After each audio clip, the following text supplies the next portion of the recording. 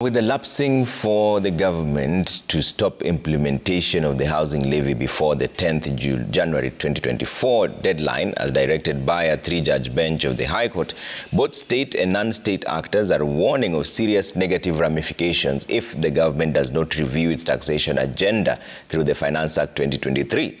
Still, the country's CEO, President William Ruto, remains defiant, publicly stating that the housing levy will be implemented at whatever cost, even as both respondents and applicants move to the Court of Appeal, setting the stage for yet another round of legal battles between the state and the human rights activists. Seth Olale engaged key sector players, including the Commission on Revenue Allocation, trade unions and Federation of Kenya Employers and Association of Electricity Consumers on this subject.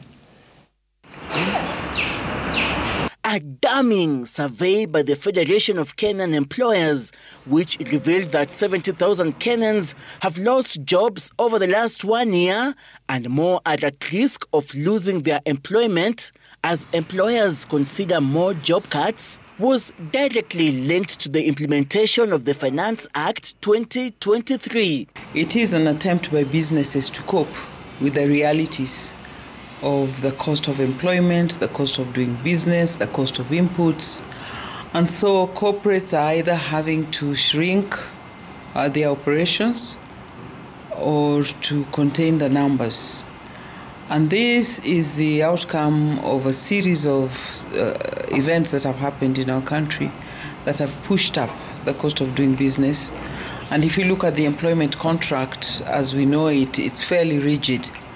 Once you've entered into a contract, you have to meet those obligations. High cost of doing business is a problem. FKE warning that the country is on the brink of losing its regional financial hub as a result of mass corporate exodus attributed to a high taxation regime. So that's many families being pushed into poverty. They will have no power to make ends meet, to purchase basic commodities, to send their children to school, to go to hospital when they need it. So for us as employers, that's a very difficult reality. But to be honest, it's a tip of the iceberg, because if you look at the corporate world today, very many companies are issuing profit warnings, those that are listed on the stock exchange. Solidarity forever. Employees under the National Trade Union Congress, that include University Academic Staff Union, UASU, Kenya Union of Clinical Officers, National Union of Civil Servants, and the Kenya Medical Practitioners, Pharmacists and Dentists Union, say workers will have irreparable damage as a result of implementation of the Finance Act 2023, with the cost of living increasing household expenditure by 30%. If you are earning 100,000, let's say last year, you should be earning about 200,000, because that is the inflation period that we've had with that. And that makes you have the ability to afford the commodities. People are hardly living. People are struggling. So this idea of taxing people and overtaxing them, government should relook into it and ensure that people are protected instead of being denied their rights. The reason why some people have lost their jobs, some companies are not doing so well, is other factors. It's not the Finance Act. And I would point out the issue of exchange rate.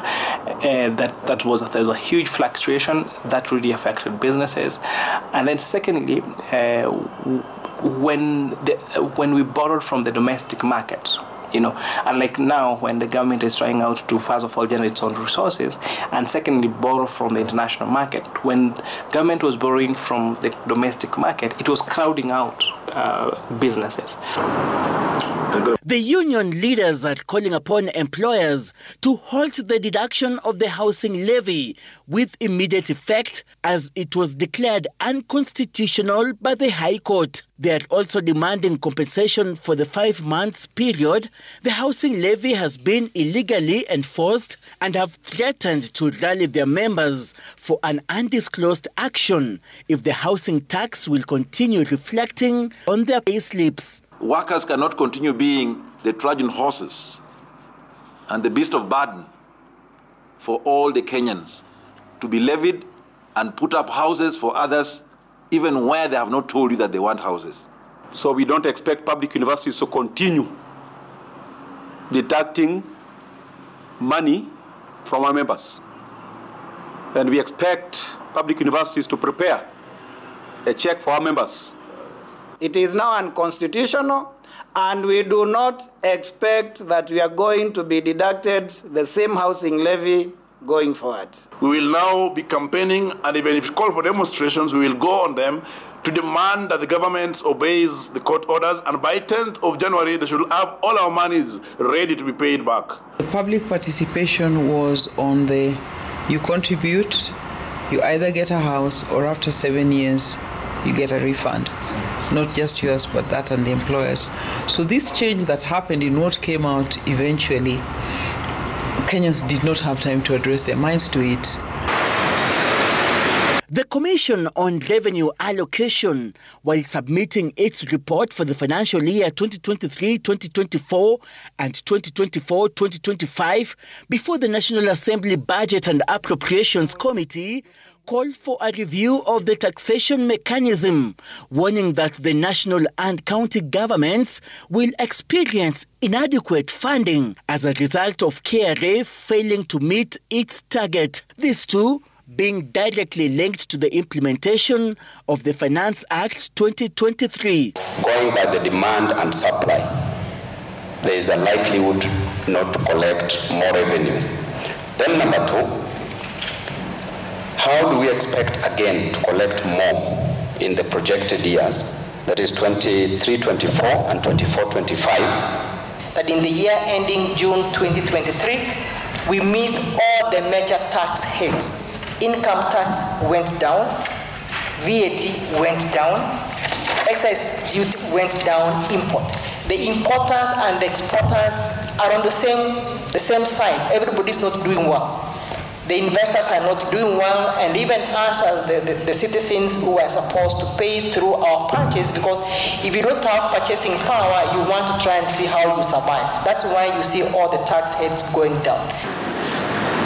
The 16% VAT on fuel being implemented through the Finance Act 2023 is being directly linked to the high cost of electricity. First of all, you realize that most of the senators... The Executive Director of the Electricity Consumer Society of Kenya, Engineer Isaac Ndereva, says Kenya electricity consumers are ranked third most expensive globally.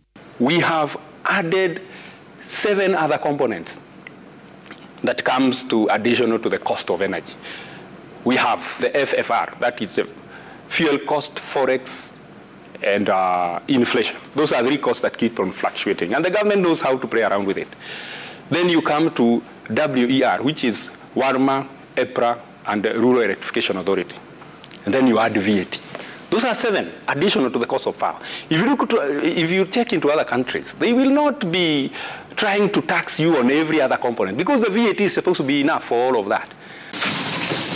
With High Court ruling that 10th January 2024 be the deadline for the government's termination of implementation of the housing levy, a major showdown looms between the judiciary and the executive, whose CEO, President William Ruto, vowed to continue its implementation no matter the consequences. We must do it.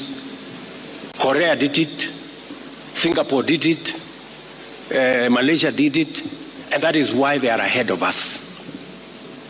We know what we must do, but we cannot gather the courage to do it.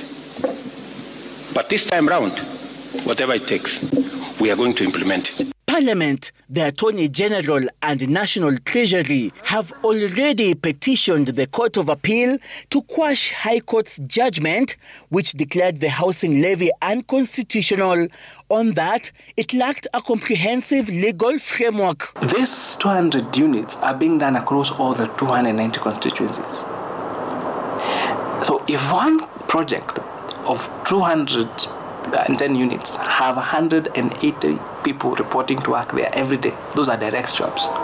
Secondly, the demand it creates for construction materials is immense. With January 10th, 2024 fast approaching, the appellate court is yet to give a hearing date, setting an anticipated showdown between the executive and the judiciary over the legality of the housing levy, which is a key component in the Finance Act 2023.